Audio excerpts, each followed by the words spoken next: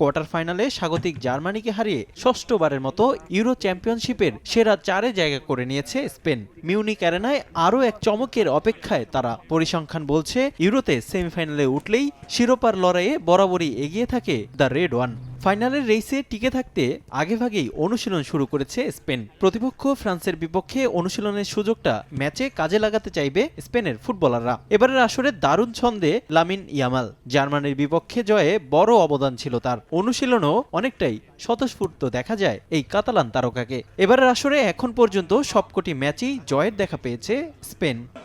এদিকে স্পেন যখন অনুশীলনে ব্যস্ত সময় পার করছে, তখন ভ্রমণ করেই সময় কাটছে ফ্রান্স ফুটবল দলের। এবারের আসরে দলকে ভালো কিছু উপহার দিতে পারেননি কিলিয়ান এমবাপ্পে। এখন পর্যন্ত 4 ম্যাচে 20টি অ্যাটেম্প্ট নিয়েছেন তিনি, যার মধ্যে 8টা শট ছিল অন টার্গেটে। সেমিতে নিজেদের সর্বোচ্চ শক্তিমত্তা নিয়ে মাঠে নামবে দিদিয়ার দেশমের দল।